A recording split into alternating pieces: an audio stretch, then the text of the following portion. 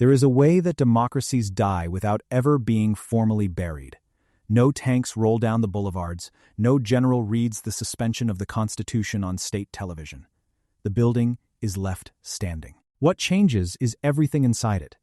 Elections that no longer decide anything, courts that no longer restrain anyone, a parliament that no longer governs, and a press too frightened to name what it sees. This is the death Pakistan is living through under Field Marshal Asim Munir. It is not a single coup. It is something slower, quieter, and in its own way far more complete, the methodical strangulation of a democracy, one institution at a time. The first institution to fall was the mandate of an elected leader. In April 2022, Imran Khan became the first prime minister in Pakistan's history to be removed by a parliamentary no-confidence vote. Khan has always insisted it was engineered from outside, pointing to the cipher, a diplomatic cable recording a March 7, 2022 meeting, in which U.S. official Donald Lu allegedly warned that Khan's neutrality on Ukraine was intolerable, and that all will be forgiven in Washington if he were voted out. Washington has flatly denied orchestrating anything, and Pakistan's own National Security Committee reported no proof of a foreign plot. That much has to be said honestly. But whatever a foreign capital did or did not whisper, the hand that removed Khan and the hand that has crushed him ever since is domestic, and it wears a uniform. When Asim Munir took command of the army in November 2022, that hand acquired a purpose: to ensure that the most popular civilian politician in the country would never again be allowed near power, and that the machinery of democracy would be quietly rewired so no one like him could rise again. Then came the elections, the beating heart of any democracy, and the institution Munir's establishment set out to hollow first. Before Pakistanis voted in February 2024, Khan's party was stripped of its bat symbol, forcing every candidate to run as a nameless independent in a country where roughly 4 in 10 voters cannot read the ballot. Khan himself was buried under dozens of cases and convicted in rushed proceedings inside Adiala jail, disqualifying the one man capable of leading his party to a landslide. On election night, PTI-backed candidates surged, and then the count simply stopped.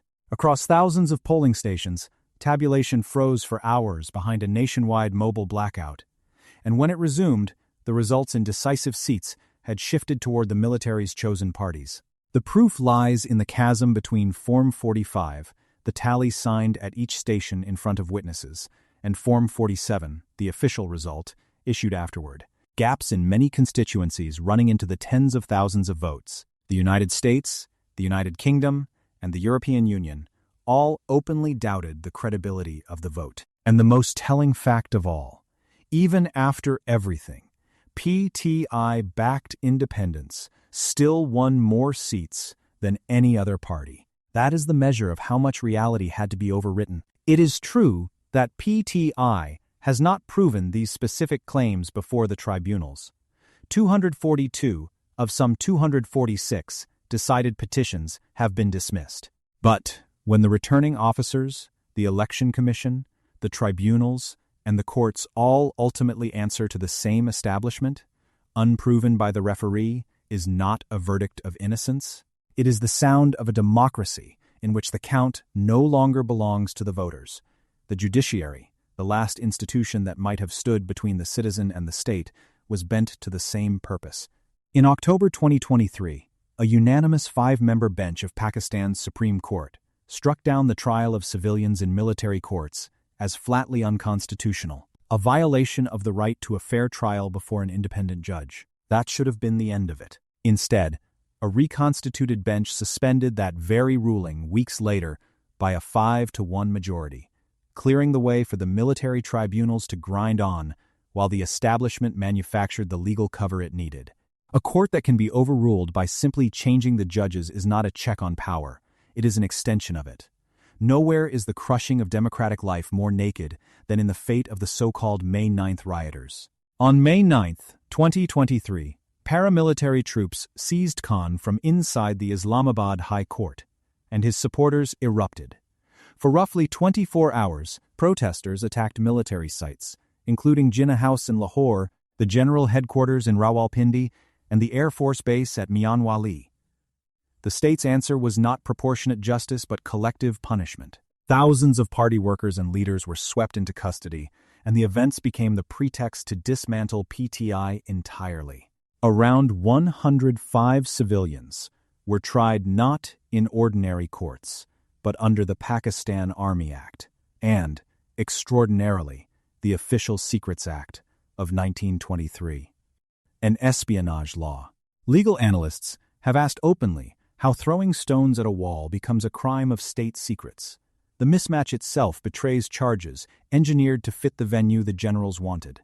In December 2024, these secret tribunals handed down terms of 2 to 10 years, 25 civilians in one batch, 60 in another, out of 85 held in military custody. Among those given a decade was Khan's own nephew, Hassan Khan Niazi, a lawyer and human rights activist, convicted behind closed doors on evidence no independent observer was permitted to see. The rot ran to the foundation of the process. There is no genuine right of appeal against a military verdict. Any appeal is heard inside the military's own system, and civilian high courts may intervene only on the narrowest technical grounds. Defense lawyers have documented cases in which a civilian court dismissed charges for false evidence, only for the same cleared individuals to be convicted anyway by a military tribunal. When a man acquitted, for lack of real evidence, still vanishes into prison, fake case is not rhetoric. It is the literal description. The International Commission of Jurists called the whole enterprise a glaring surrender of human rights.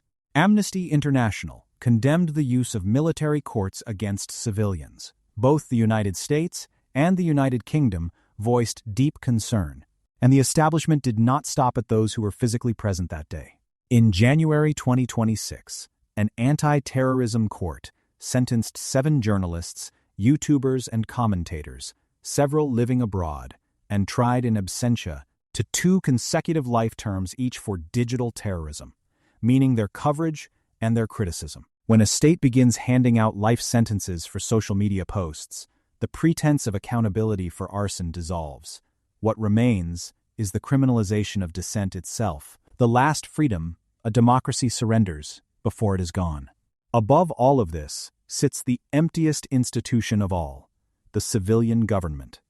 Pakistan still has a prime minister, a cabinet, a parliament, the outward furniture of self-rule. But the 27th Amendment and the concentration of authority around one man have reduced them to a facade. The military analyst Aisha Siddiqa put it plainly. Munir has brought the entire armed forces under himself, an arrangement that stops just short of formally declaring martial law while amounting, in practice, to something even more absolute. The elected government does not command Munir. It serves him. The cabinet that would later reward him answers to him. And reward him it did in the act that made the whole design unmistakable. On May 20th, 2025, following a 4-day military clash with India, that cabinet promoted Munir to Field Marshal, the highest rank the army holds, and one no Pakistani had claimed since Ayub Khan, the general who seized the country and pinned the title on himself in 1959. That is the lineage Munir has chosen to join. He went further than Ayub in one crucial respect. Where Ayub surrendered the post of army chief upon becoming field marshal, Munir kept it, making him the first serving chief ever to wear 5 stars.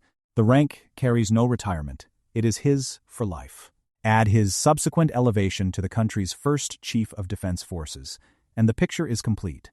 A single, unelected officer who has removed an elected leader, hollowed out an election, bent the courts, jailed the opposition and the journalists who defended it, reduced the civilian government to theater, and crowned himself with a title Pakistan had not seen since its last dictator.